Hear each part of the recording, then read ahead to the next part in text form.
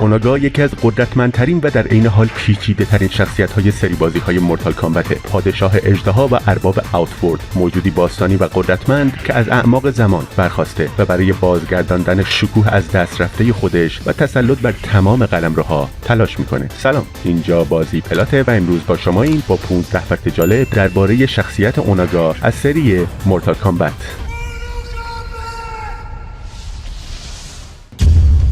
اوناگا یا پادشاه اژدها یکی از شخصیت‌های مورتال کامبته که اولین بار تو بازی مورتال کامبت دیسپشن ظاهر شد و نقش ویلن اصلی و باس آخر رو داشت. قبل از اینکه به داستان اوناگا برسیم باید در مورد خالقان اصلی دنیای مورتال کامبت یعنی الدرگادها و موجود واحد یا همون وامبینگ صحبت کنیم. موجود واحد یا وامبینگ به عنوان خالق قلمروها یا رلم های دنیای مورتال کامبت شناخته میشه، یعنی 6 قلمروی اصلی ارث رلم یا زمین، جهنم، آوتورد، اوردرورد، کیاس ورد یا قلمروی هرج و مرج و ادنیا و قلمروهای کوچیک‌تر دیگه. اما در نهایت الدرگادها موجود واحد رو شکست دادن و در ادامه برای اینکه قدرت تقریبا بی‌نهایت موجود واحد رو تضعیف کنن، آگاهی و ادراک موجود واحد رو به قلمروهای مختلف تقسیم کردند و 6 کامیدوگو ایجاد کردند که هر کدوم حاوی بخشی از جوهره موجود واحد بود. همچنین اگه کسی بتونه هر 6 کامیدوگو رو به همراه طلسم مقدس به دست بیاره، قدرت نامحدود و نهایی بهش اعطا میشه. در ضمن قلمروهای ایجاد شده نژادهای مختلفی رو به وجود آوردن. یکی از این نژادها نژاد قدرتمند اژدها بود که اوناگا هم از همین نژاده.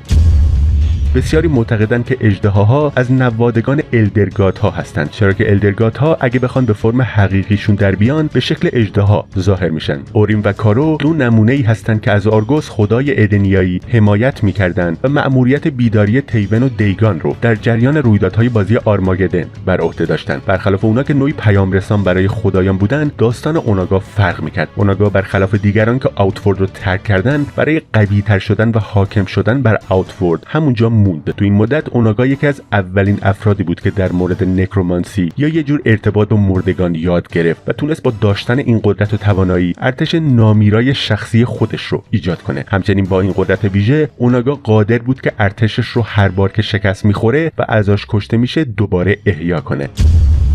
لقب اوناگا اژدهای پادشاهه. ما نمیدونیم این عنوان رو خودش به خودش داده یا اینکه واقعا یه پادشاه واقعی محسوب میشده. به خاطر قدرت روزافزونی که اوناگا به دست آورده بود و ارتش نامیرایی که گرد هم آورده بود، الدرگادها تصمیم داشتن هر جوری که هست نابودش کنن. دلیلش هم این بود که اوناگا ممکن بود شریان یا روزنه‌ای برای بازگشت موجود واحد یا وامبینگ باشه و واسه همین خطر محسوب میشد. اگرچه الدرگادها کاملا در اشتباه بودند، چرا که اوناگا در واقع اونقدر قوی بود که تونسته بود در برابر نفوذ ذهنی وامبینگ مقاومت کنه. درسته که وامبینگ در این مقطع از زمان به صورت فیزیکی مرده بود، اما از طریق نفوذ خودش در قلمروها و موجوداتش فعالیت میکرد و قصد داشت با استفاده از کسایی که به عنوان شریان یا روزنه انتخاب کرده بود فرم کامل خودش رو بازیابی کنه. اما اوناگا قوی‌تر از اونچه موجود واحد انتظار داشت به نظر میرسید. کسایی که توسط موجود واحد آلوده شده بودن قصد داشتن قلمروها رو با هم ادغام و یکیشون کنن، چرا که با انجام دادن این کار میتونستن به خود وامبینگ تبدیل بشن. اما به نظر میرسید که اوناگا به این موضوع علاقه‌ای نداره. در عوض اون به چیزی با ارزش‌تر برای خودش علاقه‌مند بود: جاودانگی. تنها نگرانی و ضعف اوناگا این بود که اون به خوبی آگاه بود که هنوز هم میتونه بمیره، اما اون دوست داشت تا جایی که امکانش هست حاکم آوتورد بمونه. با وجود اصرار مشاورش یعنی شاوکان مبنی بر اینکه ادغام قلمروها تنها راه دستیابی به این هدفه، اما اوناگا که به وضوح توسط موجود واحد فریب خورده بود این کارو نکرد. راه اوناگا برای رسیدن به جاودانگی غسل تعمید در خون تخم اژدها بود، اما اون قبل از اینکه دستش به تخم اژدها برسه توسط شاوکان معروف که اون زمان یکی از مشاورای ارشد اوناگا بود مسموم میشه و حکومتش بر دنیای آوتورد به دست شاوکان میفته. تا زمان پیروزی لوکنگ بر گورو و شنگ سونگ در تورنمنت مبارزه مرگبار شاولین خبری از اوناگا نبود، تا اینکه اوناگا از طریق دنیای مرگ با شوجینکو ارتباط برقرار میکنه و از طریق یه آواتار به نام داماشی شوجینکو رو متقاعد میکنه که برای جمع‌آوری کامیدوگوها دست به کار بشه. اوناگا ادعا میکنه که دستورات الدرگادها رو اجرا میکنه و علاوه بر این بهش قدرتی داده شده تا تکنیک‌های مبارزه‌ای جنگجویانی رو که سر راهش قرار میگیرن یاد بگیره. کوانچی و شنگ سونگ بعد از همکاری در قالب اتحاد مرگبار از قدرتاشون برای احیای ارتش اوناگا استفاده میکنن و نقششون هم این بوده که از این ارتش برای تصرف آوتورد و در نهایت تمام قلمروهای دیگه استفاده کنن. اما ریدن با جنگجوهای قلمروی زمین به آوتورد میره تا جلوی نقششون رو بگیره، ولی تلاش ریدن با شکست مواجه میشه و همرزماش کشته میشن و خودش هم توسط اتحاد مرگبار شکست میخوره. با این حال پیروزی اتحاد مرگبار کوتاه مدته. نیتارا که یه خوناشامه رپتایل رو قانع میکنه که بهش کمک کنه تا به اتاق تخم آخرین اژدها دسترسی پیدا کنه. این اتاق همچنین یه گوی محافظ داره که آوتورد رو از قلمروی خوناشام‌ها جدا میکنه. بعد از اینکه نیتارا اون گوی رو نابود میکنه به قلمروی خوناشام‌ها میره. رپتایل که حس میکنه نیتارا بهش خیانت کرده وارد میشه و در این لحظه تخم اژدها باز میشه و انرژیش رو به رپتایل میفرسته که باعث میشه پیشگویی بازگشت اوناگا برآورده بشه. اوناگا از بدن تغییر شکل یافته رپتایل به عنوان میزبان استفاده میکنه. اوناگا برمیگرده و حالا حتی قدرت ترکیبی شنگ سونگ، کوان چی و ریدن برای شکست دادنش کافی نیست. ریدن آخرین تلاشش رو میکنه و از یه جادوی انتحاری استفاده میکنه و انرژی خدایی آزاد نشدهش رو آزاد میکنه، ولی این کار فقط باعث نابودی ارتش اوناگا میشه. اوناگا تحت تاثیر قرار نمیگیره چون در برابر همه شکل‌های جادو مقاومه و حالا گردنبند کوان چی رو هم در اختیار داره.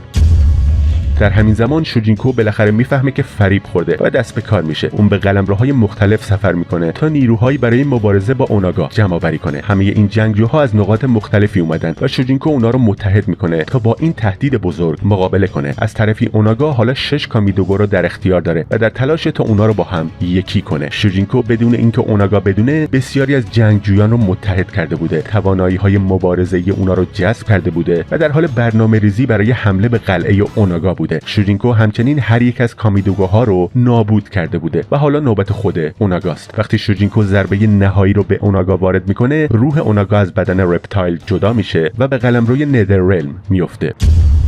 اونجا نایت ولف اوناگا رو اسیر میکنه و اوناگا برای مدت زمان طولانی اونجا گرفتار میشه تا اینکه شیناک که اونم اونجا زندانی بوده اوناگا رو پیداش میکنه. شیناک که در واقع الدرگارد سقوط کرده بوده و اوناگا پیشنهاد میده که در ازای کمک برای بازگردوندن قدرت شیناک دوباره حاکم آوتورد بشه. اوناگا فعلا این پیشنهاد رو قبول میکنه.